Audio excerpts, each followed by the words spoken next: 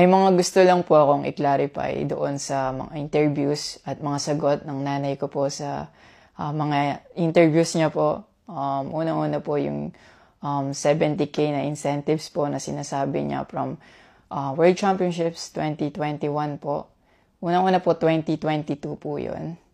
At hindi lang po 70K yung na-receive ko po doon. Alam ko 6 digits po yun. Dahil dalawa po yung nakuha kong medalya. After nun, mga bandang December, umuwi ako sa Pilipinas. Nakikita kami ng mama ko. At hindi niya sa akin sinasabi na na-receive niya na pala yung incentives ko from World Championships. Hindi ko pa po malalaman na na-receive niya na po yung incentives ko kung hindi ko pa po hinanap. Never ko na po na-receive yung incentives ko po na yun. At never ko na rin naman po na hiningi yun sa kanila. Binigay ko na at wala na po yun sa akin. Ang sa akin lang naman, gusto ko malaman kung saan napunta yung incentives ko po na yun. Yung principle po kasi dito wala po sa liit o laki ng amount po na incentives po na ginalaw niya. Kundi po sa pagtago at paggalaw niya nang wala ko pong consent, yung pinapoint ko po sa kanya. At yung about sa red flag daw po si Chloe na sinabi ng mama ko, hinusgahan niya po agad si Chloe sa pananamit at sa pag-akto po niya.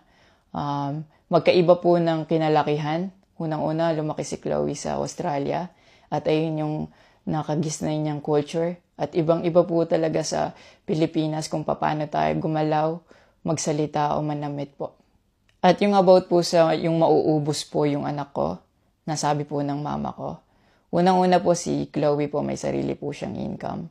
Lahat po ng nakikita niyong gamit o yung pag-travel niya kung saan-saan po. Galing po yun sa pinagpaguran niya po. At bakit naman po ako mauubos? Gaya nga po ng sinabi ko, si Chloe po may sarili po siyang income. And lahat po ng bank account ko po nasa mama ko po. At may mga instances po talaga na si Chloe po yung sumasalo sa akin that time po. Bukod sa incentives po, nasa kanya din kasi yung bank account ko sa monthly allowances sa pag-gymnastics ko. And nung nakuha ko na yung bank account ko po na yun, doon ko po nalaman na inuubos niya po yung laman nun. And nasa akin po yung mga bank statement ng withdrawal po na ginagawa niya po. Sabi niya pa nagsimula daw yung hindi namin pagkakaintindihan dahil kay Chloe daw po. Opo, totoo po yun.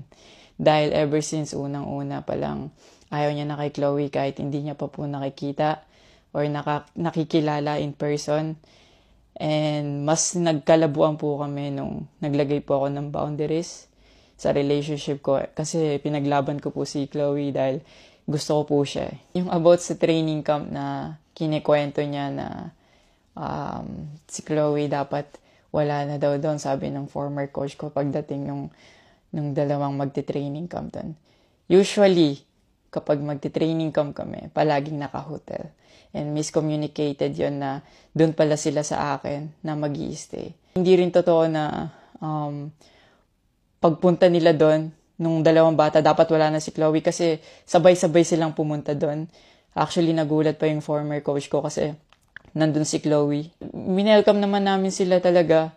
Nag-prepare kami para sa kanila. So, hindi ko alam kung bakit ganun yung mga sinasabi niya. At yung sinasabi niya po na yung dalawang bata po dahil si Chloe yan doon, yung nakabalandra daw yung puwet po.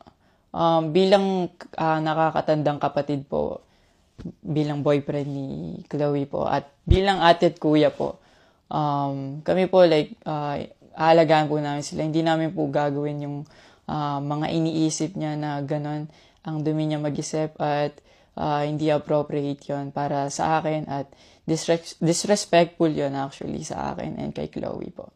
And yung sinasabi niya na so dapat wala daw pong outsider or guest po doon sa apartment ko po. Di din po yung totoo kasi wala naman pong naka-indicate or nakalagay sa contract na bawal yung guest or outsider sa loob po ng apartment po. And actually, invited po si Chloe ng former coach ko from Japan nung SEA Games pa lang po sa Vietnam. So, sinabihan kami na invite mo na lang si Chloe sa Japan and doon kayo mag-hangout. Sabi niya pa na feeling niya daw, nilalayo ako ni Chloe sa kanila. Unang-una po yun, months before nun, kasi uuwi ako parang 3 days yun. Sinabihan ko na sila na mag-i-spend time ako kay Chloe. Nagpunta kami sa Baguio. Sinama ko si Chloe. Nag-spend time kami. Nakikipaghalubilo naman po kami. Hindi naman ako nilalayo ni Chloe. Actually, pumunta pa kami sa Pangasinan. Like, po kami doon. Parang meet and greet. Yeah. Tapos after nun, nagpunta tayo ng Baguio. And then, ikaw pa nga nag-aya na yung sa bike. Yeah, because we didn't tayo. know what to do Yeah. after nung kumain, because they were like, oh, what do we do? I was like, oh, let's go sa Burnham Park. Yeah. So that we can take the little kids to go biking. Yeah. So I'll just attach a screenshot of me saying sorry at that time if they felt left out when we were all hanging out sa Baguio. So you guys can just pause and read. Actually, nagkita po yung mama ko and yung family ni Chloe twice po. And then, yun, nag-usap po sila. In the last resort, my family made a group chat Yeah. na kasama everybody involved because my family wanted to address kung ano yung issues ni mom mo towards me. Yeah, kasi marami na siyang pinopost. Yeah, madami na siyang pinopost. And even though my family knew na madami na siyang pinopost, my family still welcomed them, treated them with respect, and with no judgment na pinaringgan nila yung side ng mom mo, what she had to say about me and our relationship.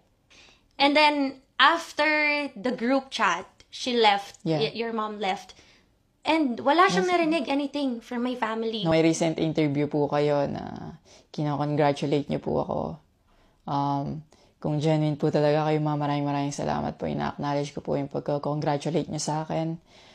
Pero nagpa-flashback pa rin po talaga yung masasakit yung sinabi sa akin at yung mga hindi nyo pag-wish well sa akin. Like, tumatatak po yan sa akin talaga. Ang message ko po sa inyo na mag-heal kayo, mag-move on, at napatawad ko na kayo long time ago po. Pinagpipray ko na maging safe kayo palagi at nasa maayos kayong kalagayan dyan lahat.